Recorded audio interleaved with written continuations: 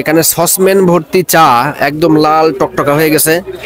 সর, একদমই সরের মানে সরে ভর্তি, দুধ বলক পারতেছে। তো আমরা এখন একটু কমে গেছে, 4-5 মণ লাগে, মানে 5 মণ দুধের চা এখনো তার 5 মণ, এই চা বানাইতে এখনো তার 5 মণ দুধ লাগে। তাহলে চিন্তা করেন তার জনপ্রিয়তাটা আসলে কোন লেভেলে।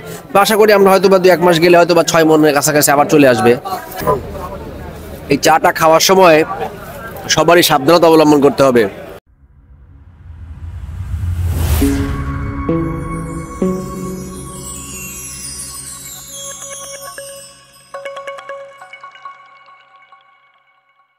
আসসালামু আলাইকুম দর্শক, আপনারা কেমন আছেন? আলহামদুলিল্লাহ, আমিও ভালো আছি। সো এখন আমরা আসি বগুড়া শহরে। বগুড়া শহরে সাবগ্রাম চারমাথা দ্বিতীয় বাইপাস রোড, এইখানে এটা বগুড়া শহর থেকে বেশ দূরে আর কি, 3 থেকে 4 কিলোমিটার বাইরে। এইখানে একটা ভাইরাল চায়ের দোকান আছে, মমিন চা স্টোর। এখানে নাকি প্রতিদিন 6 মণ দুধের চা বিক্রি হয়। চিন্তা করেন, একটা চায়ের দোকানে প্রতিদিন 6 মণ দুধের চা বিক্রি হওয়া মানে এটা কিন্তু বিশাল ব্যাপার। আমরা একটু ভিতরে আগাই, মানে কথা বলি যে মমিন ভাই আসলে এখানে আপনারা দেখতে পাচ্ছেন, এখানে সসম্যান ভর্তি চা, একদম লাল টকটকা হয়ে গেছে। সর, একদমই সরের মানে সরে ভর্তি, দুধ বলক পারতেছে। তো আমরা একটু যাই ভিতরে, মমিন ভাইয়ের সাথে কথা বলবো। আমরা আসলে অনেক ভিড়, প্রচন্ড ভিড়।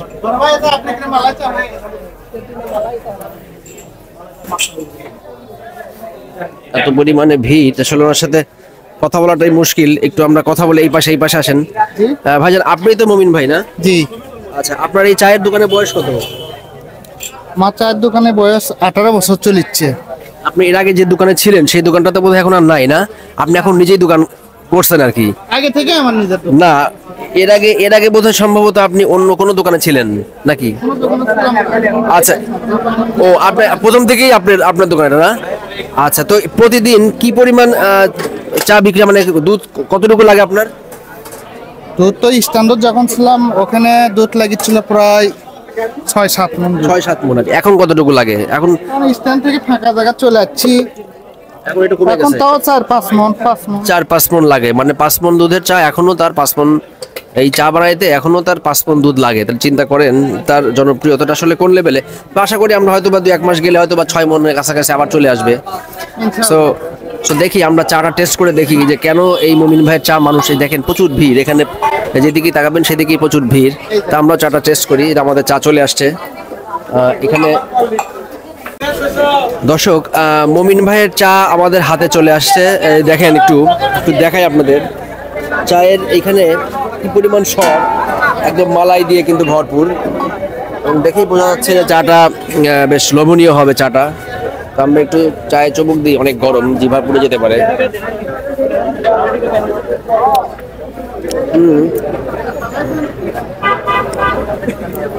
সর এবং দুধ, অনেক ঘন দুধ।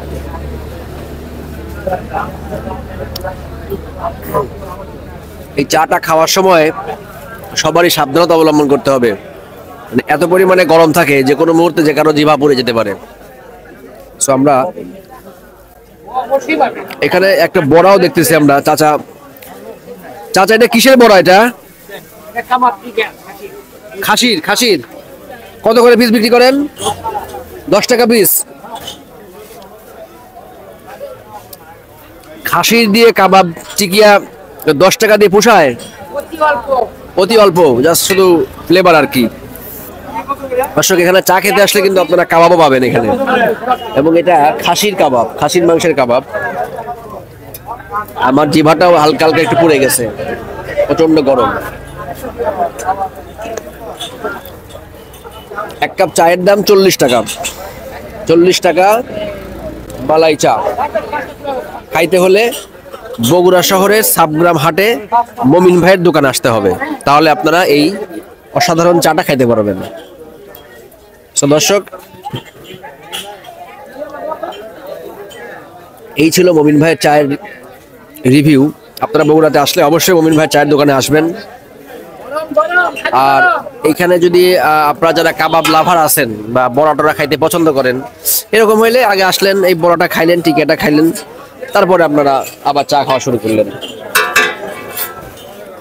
দেখেন এখানে কি পরিমাণ ভিড়, প্রচন্ড ভিড়, চারপাশে প্রচুর লোক, একদম অনেক দূর দূরান্ত থেকে আসছে, তারা বাইক নিয়ে আসছে, অনেকে ফ্যামিলি নিয়ে আসছে, ভেতরে দোকানে বসে আছে অনেকের লোকজন। প্রায় ইনস্ট্যান্ট আমি দেখতে পাচ্ছি এখানে প্রায় 50 থেকে 60 জন লোক কিন্তু এখনই ইনস্ট্যান্ট দাঁড়ায় আছে। হয়তো রাত যত বাড়তে থাকে তত এই চায়ের মানে খাওয়ার ভিড়ও বাড়তে থাকে। তো এই জন্য ভাবলাম যে আসলে বগুড়া শহরে আসছি, মমিন ভাইয়ের চাটা না খেলে কেমন হয়।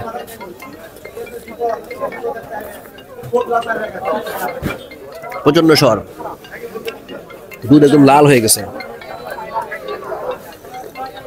প্রত্যেকটা দিন 6 মণের উপরে দুধ লাগে এই চার জন্যে। তাহলে কত মানুষ চা খায় এখানে। আসলে আমাদের বাংলাদেশে ভাইরাল জায়গা শেষ নাই। আর এই মমিন ভাইয়ের চায়ের রেপুটেশন দীর্ঘ 18 বছর যাবত কিন্তু উনি এখানে চা বিক্রি করেন। সো আপনারা বগুড়াতে আসলে অবশ্যই এই চা খাবেন, আশা করি আপনাদের ভালো লাগবে। আপনারা আমাদের ভিডিও দেখবেন, লাইক করবেন, সাবস্ক্রাইব করবেন। খোদা হাফেজ।